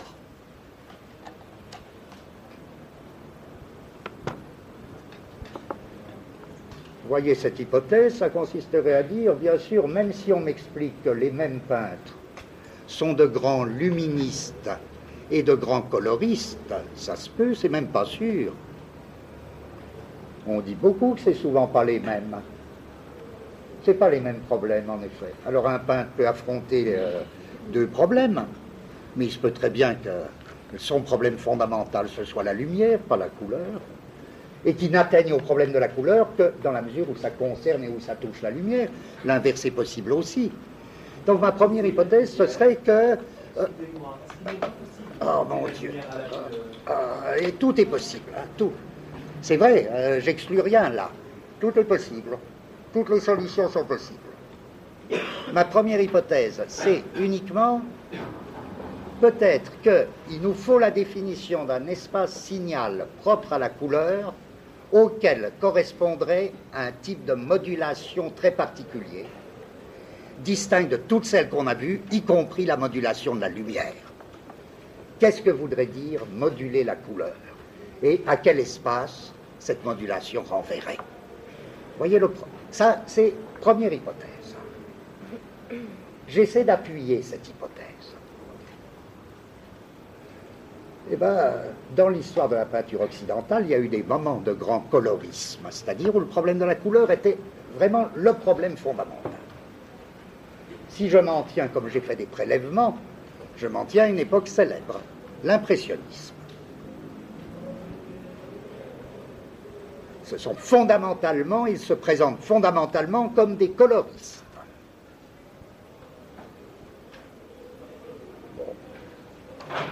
En quoi ça pose d'autres problèmes que des problèmes de la lumière? Bien plus, parfois, ils ont des formules un peu emportées, un peu simplistes, mais justement comme celles que nous employons, qui servent de grands points de repère. Van Gogh disant par exemple, Van Gogh se réclamant de Delacroix, dont il prétend que c'est le premier grand coloriste moderne, et disant « Ce que Rembrandt est à la lumière, Delacroix l'est à la couleur ». Bon, formule simple, il a dit comme ça dans une lettre. Hein. Est-ce que c'est vrai? Est-ce que c'est pas vrai? peu importe, hein, point de repère. Ça veut dire quoi au juste? Là, ça suggère fort que, à la limite, il y a un espace de la couleur qui n'est pas le même que l'espace de la lumière et une modulation de la couleur qui n'est pas la même que la modulation de la lumière. Bien plus, qu'est-ce que ça veut dire? Enfin, alors, compte tenu de tout, je veux dire quoi? Je veux dire, il va trop de soi que les luministes, ce qu'on pourrait appeler les peintres luministes, atteignent à la couleur, mais ils y atteignent par l'intermédiaire de la lumière. Il va de soi que les coloristes atteignent à la lumière, mais ils atteignent à la lumière par l'intermédiaire de la couleur et par la couleur. Voilà un texte sur Cézanne qui me paraît très très curieux. C'est un texte de contemporain de Cézanne. Ils disent: c'est par l'opposition, je lis lentement parce qu'il n'y a rien d'extraordinaire, c'est par l'opposition des tons chauds et froids. On l'a vu, n'est-ce pas, le chaud et le froid comme détermination de la couleur en tant que couleur. C'est par l'opposition des tons chauds et froids, c'est-à-dire le jaune chaud et le bleu froid. C'est par l'opposition des tons chauds et froids que les couleurs dont dispose le peintre, c'est-à-dire Cézanne, virgule, sans qualité lumineuse par elle-même, sans qualité lumineuse, oui, je lis mal, sans qualité lumineuse absolue en elle-même, sans qualité lumineuse absolue en elle-même, arrive à représenter la lumière et l'ombre. C'est un texte qui m'intéresse parce qu'au point où on en est, comme définition de la peinture de Cézanne, du moins à la fin, ça me paraît une très très juste définition. Atteindre à la lumière et à tous les rapports de lumière et d'ombre par les rapports de couleur, par des rapports de couleur sans se donner une qualité lumineuse des couleurs, qui leur appartiendrait en elles-mêmes. Bien plus. Alors, Cézanne va nous faire avancer un peu. Car plus il va, Cézanne, plus il découvre sa méthode coloriste.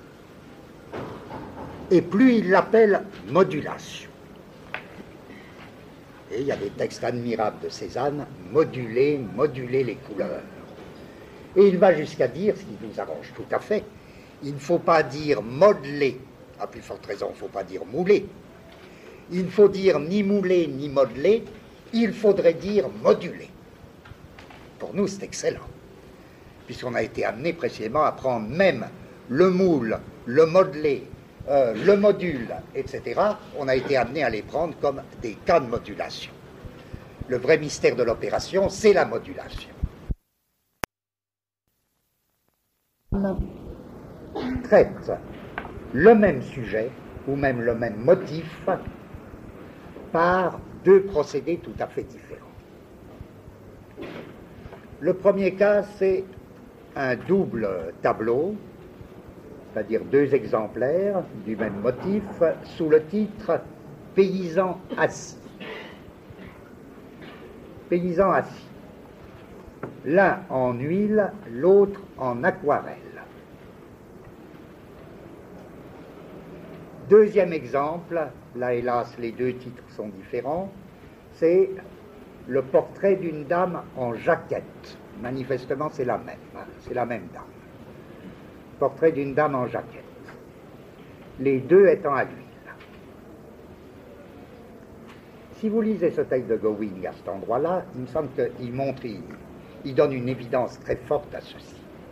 Le procédé n'est pas le même. Pourquoi? Parce que le premier paysan assis, celui qui est traité à l'huile, est tout entier traité par modulation de la lumière, ton local, couleur locale, modulation de la lumière et clair-obscur. L'aquarelle, elle, est traitée d'une toute autre manière. Bon, alors santé, elle est traitée d'une manière coloristique. Alors, on tient notre truc sur moduler la lumière, moduler la couleur, qu'est-ce que ça veut dire au juste?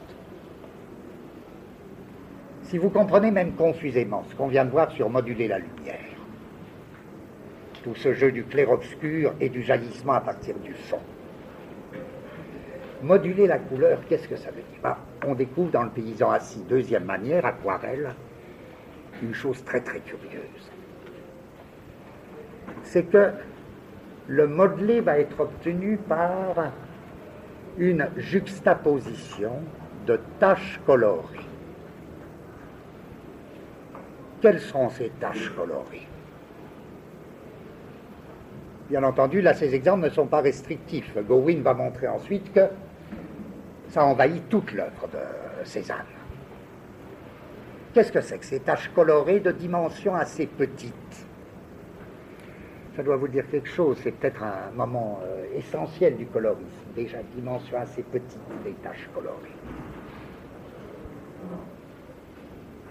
Bon, Gowin s'efforce de montrer qu'il y a bien là une méthode, et une méthode étonnante, qui consiste à substituer et au contour tactile,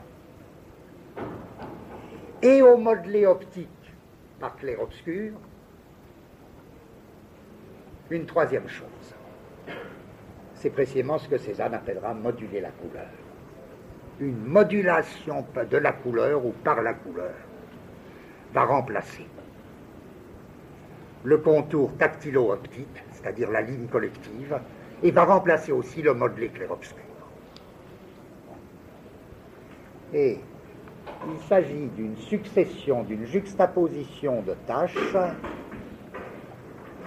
de proche en proche dans l'ordre du spectre. Je m'avance un peu, je vais juste fixer ça parce que c'est seulement la semaine prochaine que j'expliquerai en détail ces espèces de séquences cézanniennes très très curieuses. Très curieuses qui vont être une espèce de révolution dans la couleur. Oui, il va de proche en proche dans l'ordre du spectre, et c'est à la limite une tache de telle couleur, on verra ce que ça veut dire en fonction précisément de nos schémas de la dernière fois, là, une tache de telle couleur, une tache de telle couleur, une tache de telle couleur, une tache de... jusqu'à un point culminant, et la série redescend. Une double série progressive et régressive autour du fameux point culminant de Cézanne. Et c'est ça qui va opérer, cette espèce de nouveau modelé, qui n'est plus un modelé, qui est vraiment une modulation par la couleur. Même chose pour la dame en jaquette. Bon, c'est très curieux. Pourquoi c'est important que le paysan ce soit dans la version aquarelle qu'il trouve? Il semble bien que ce soit au niveau de l'aquarelle que Cézanne ait commencé à trouver son truc. Cette méthode coloriste nouvelle. Et qu'il l'étend à l'huile ensuite. Et là-dessus, dans le cas de la dame en jaquette, vous avez une version, là les moindres reproductions, même les reproductions en noir sont fascinantes à cet égard. L'article de Gowin comporte des reproductions en noir, elles sont tout à fait fascinantes. Parce qu'il y a une version qui est très nette, là, vraiment, modulation de la lumière, clair-obscur, et la couleur est réduite au ton local, à la couleur locale, influencée simplement par la lumière, ou modifiée par la lumière. Et l'autre version, la dame en jaquette, est absolument différente. Vous avez l'impression que c'est complètement un autre style, même que ce soit le même peintre, c'est à la limite. Là, c'est une modulation à la couleur où vous retrouvez la séquence des taches juxtaposées jusqu'à un point culminant, et puis la série régressive. Donc je dis juste, même quand c'est les mêmes, il me paraît de plus en plus évident que la modulation de la couleur et la modulation de la lumière ne sont pas du tout la même chose. Mais alors, deuxième remarque.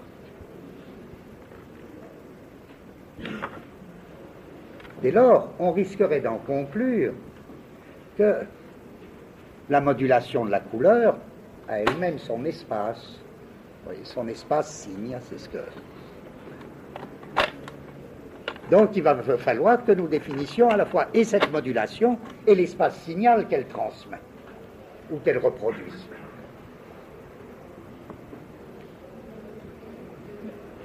Et on pourrait le faire, et on sera amené à le faire.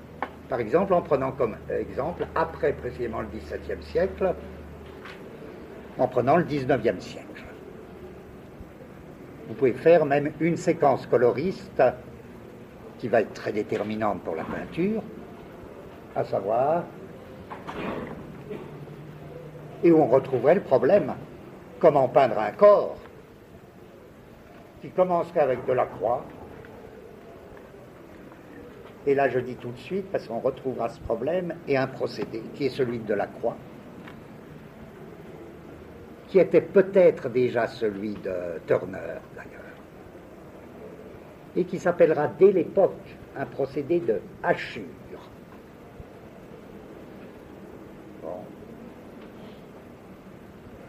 Bon, en simplifiant avec les mêmes corrections que vous apportez, tout commence dans cette séquence, tout commencerait par les hachures de Delacroix. Non, tout à l'heure, je t'en supplie, tout à l'heure, sinon je suis perdu. Deuxième temps, et après tout j'emprunte ça, un livre tout à fait bon, alors s'il vous tombe sous la main, lisez-le. Il y a un post-impressionniste, un néo-impressionniste qui est très connu, qui s'appelle Paul Signac, qui a écrit un livre d'Eugène Delacroix aux néo-impressionnistes. Et c'est très bon. Il développe, lui, cette séquence-là. Tout commence par les hachures de Delacroix. Voyez en quoi c'est une réponse à la question comment peindre le corps. C'est une réponse formidable parce qu'en effet, Delacroix maintient tout l'héritage qu'il a des couleurs terreuses, seulement il va hacher les couleurs terreuses de ton pur. Il va faire ces fameuses hachures. Exemple typique, allez-y, exemple typique, la décoration de Saint-Sulpice, où les corps avec les teintes terreuses ou les teintes rabattues sont hachés de vert et de rose juxtaposés, enfin avec un petit, une hachure verte, une hachure rose. Alors, il y a ce procédé des hachures qui, dès le moment, Delacroix se fera injurier pour ça. Ou bien au contraire très admiré, acclamé, parce qu'on a l'impression qu'il sort la couleur d'un fond, d'une espèce de fond bourbeux. Or, ce procédé des hachures, je ne dis pas que ce soit le seul, mais est très significatif parce qu'il aura sa descendance. Ensuite, et c'est pas par hasard que les impressionnistes vont découvrir Delacroix comme leur grand homme, qu'est-ce qui se passe ensuite? Vous avez la formation de séquences de taches colorées. À une toute autre échelle que Delacroix. Pourquoi? Parce que pour arriver à ces séquences de teintes colorées, de petites unités colorées, il fallait quoi? Il fallait vraiment rompre avec ce que Delacroix avait gardé, avec les couleurs terreuses, ou même avec les couleurs rabattues. On verra mieux tout ça, mais je lance déjà ça, ce sera autant de fait. Et leur unité à eux, c'est plus la hachure, mais ça en descend tout droit. Comme dit très bien Signac, c'est la fameuse virgule impressionniste. Ils peignent par petites virgules. C'est la virgule impressionniste. La hachure de Delacroix est devenue virgule impressionniste parce qu'elle peut se déployer pour elle-même. Et la virgule, c'est un très drôle de truc si on y réfléchit, parce qu'au moment du premier impressionnisme, elle est très ambiguë, cette fameuse virgule, qui ensuite, chez Van Gogh, va engendrer, alors si on ne peut même plus appeler une virgule, va être transformée par Van Gogh à un point. Mais il l'emprunte comme espèce de procédé pictural, il l'emprunte aux impressionnistes, Van Gogh. Eh bien, ils peuvent faire ça, je ne sais plus ce que je disais. Ils peuvent faire ça parce que, précisément, ils sont libérés du problème du terreux, de la couleur terreuse et des couleurs rabattues. Ils ont supprimé de leur palette, c'est forcé. Ils ont fait quelque chose de formidable, une soustraction, une restriction de palette intense. Restriction de palette intense, parce que c'est à ce prix-là qu'ils feront surgir la couleur, sous une forme qui nous reste à déterminer, et notamment, ils auront supprimé toutes les couleurs dites terreuses. Ils auront supprimé la plupart des terres, des couleurs dites terres. Et ils ne serviront pas, ils condamnent les couleurs rabattues. Seulement Signac, lui, qui se prétend, et qui a raison, qui se présente comme post-impressionniste, c'est-à-dire du troisième moment, au-delà de Delacroix et au-delà des impressionnistes, il dit, oui, mais il y a un truc qui ne va pas. Un truc qui ne va pas. Leur virgule, elle est encore très bizarre, parce que, à votre choix, elle est figurative ou elle est déjà abstraite. Elle est figurative parce qu'elle est formidable pour faire ce dont les impressionnistes comptent tant, faire des brins d'herbe. Et qu'est-ce qu'ils ont appris? Ce qu'ils ont appris, et notamment ce qu'ils ont appris des Anglais, des peintres anglais, c'est que on ne faisait pas de l'herbe en étalant du vert et même en le dégradant, c'est-à-dire même en jouant sur les valeurs. Qu'on faisait de l'herbe avec des petites touches de vert, de tons, de teintes différentes. Et que c'est ça qui faisait de l'herbe. Vous voyez on a tellement dépassé la ligne collective. Il ne s'agit plus de la ligne collective d'un ensemble qui serait l'ensemble herbe. Là, on a tellement pénétré dans l'herbe, dans l'intériorité de l'herbe. Mais voilà que cette petite virgule, d'une certaine manière, elle est encore figurative, mais en même temps, elle est complètement abstraite. Elle va très bien pour faire des feuilles, pour faire de l'herbe, mais elle est déjà bien autre chose. Et alors, comme dit Signac très curieusement, c'est quand même très curieux cette histoire, parce que ces impressionnistes, ils ont absolument récusé, ils ont supprimé le terreux. Donc on peut dire, et c'est bien l'idée impressionniste de fond, comment arracher le vif, comment arracher les tons vifs au mélange terreux, à la couleur terreuse, au grand mélange à la grisaille.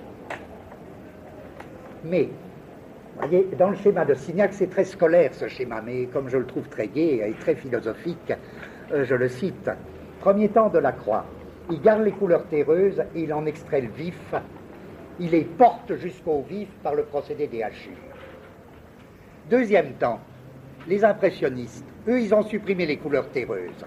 Ils peuvent donc développer le vif sous forme de brèves séquences de tons différents.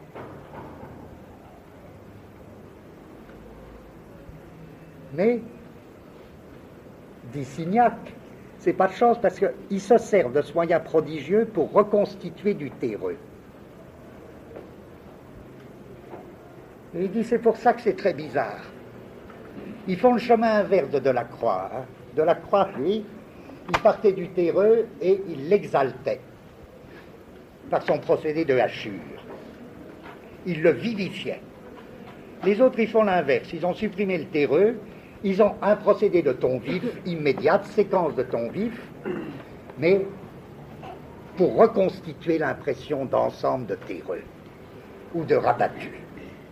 Et Dieu sait que c'est beau, alors que Signac, il a l'air de dire que c'est dommage. Nous, notre œil s'en réjouit. Les deux grands exemples, en effet, de l'extrême de l'impressionnisme à cet égard, c'est les cathédrales de Monet. En effet, où la grisaille de la pierre est reconstituée par le procédé des petites touches de ton pur.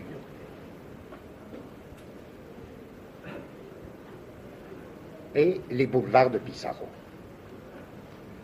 Les boulevards de Pissarro, ceux qui ont été à l'exposition récente de Pissarro, vous avez vu ces toiles de la fin de Pissarro, les boulevards, où son objet explicite, c'est comment redonner le sens de la boue des rues d'une ville, comme Paris, avec des tons vifs.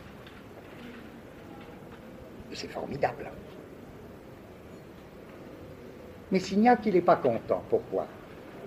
Parce qu'il dit, il ne fallait pas se servir de ce colorisme pur, c'est-à-dire de ce dégagement, de cette extraction des séquences de ton pur pour redonner une impression de terreux et de rabattu.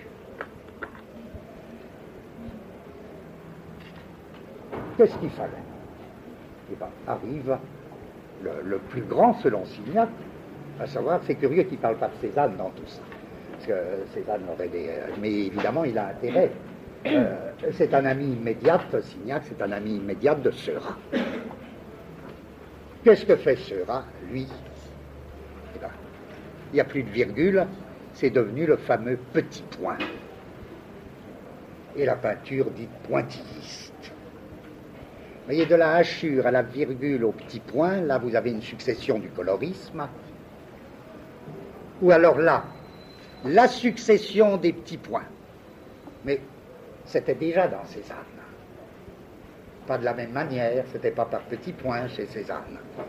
Mais où la pure séquence de ton pur, dans l'ordre du spectre,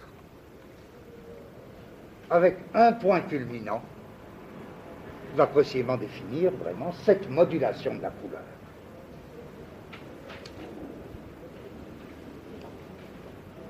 En même temps, c'est qu'une séquence, parce qu'à la même époque, tant ce monde de la peinture est riche, voyez, j'essaierai en vain dans cette séquence de placer Gauguin et Van Gogh,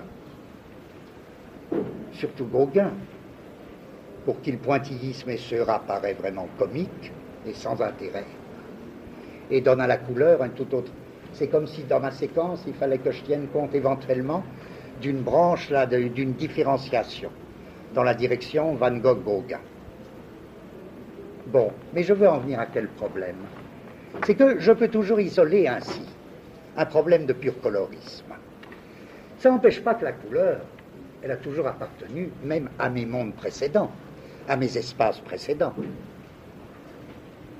Je veux dire non seulement dans l'espace signal des Égyptiens, dans l'espace signal des Grecs, évidemment dans l'espace signal de la lumière, à savoir Byzance a une gamme coloriste en même temps qu'une gamme lumineuse.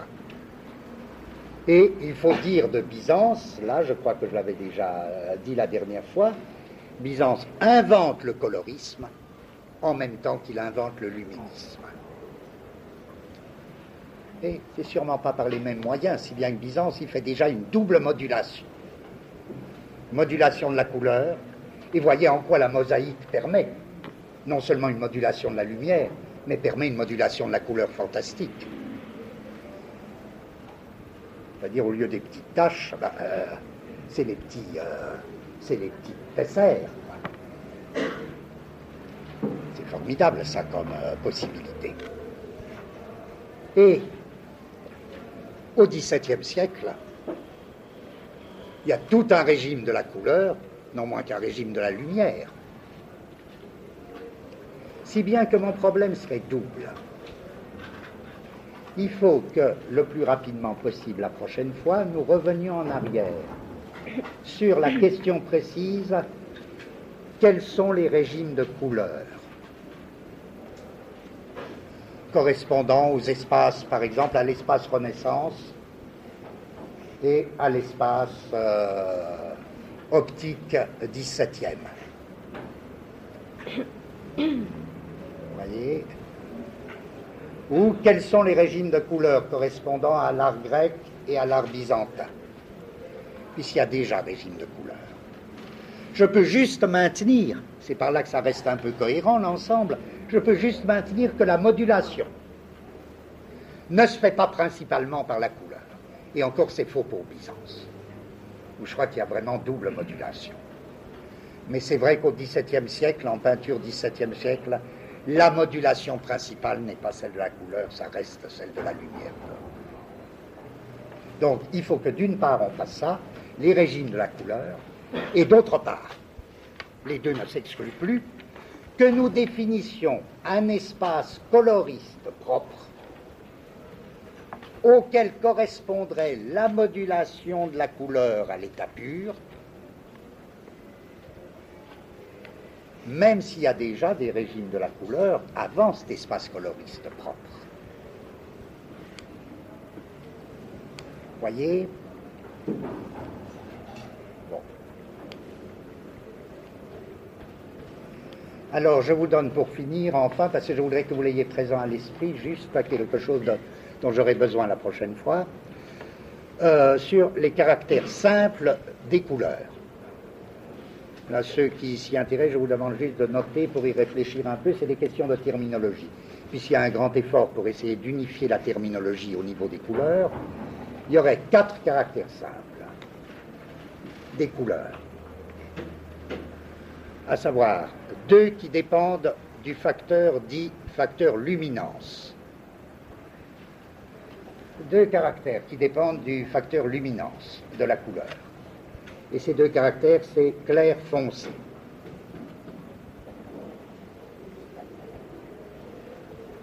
Deux caractères qui dépendent du facteur dit de pureté de la couleur.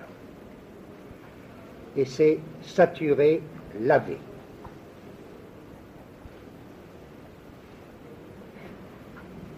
Ce qui vous donne,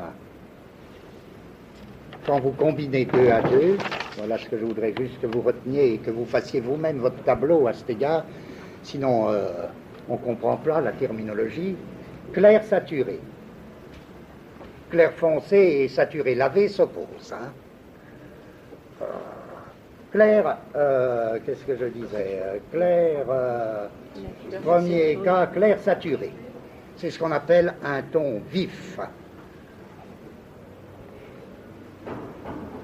Clair lavé,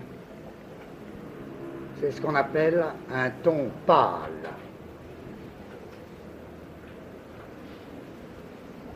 Foncé saturé, c'est ce qu'on appelle un ton profond. Saturé, foncé lavé, c'est ce qu'on appelle un ton rabattu.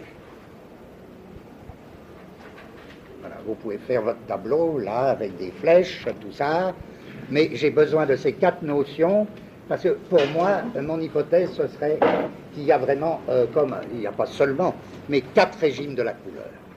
Un régime pâle, un régime vif, un régime rabattu, un régime... et de chacun de ces régimes, toutes les couleurs peuvent sortir, on peut toujours rattraper l'un à partir d'un régime. Ouais. Quoi?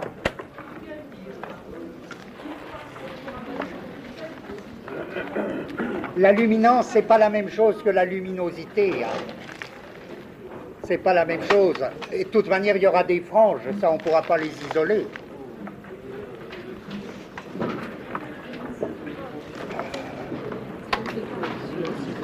C'est macula toujours.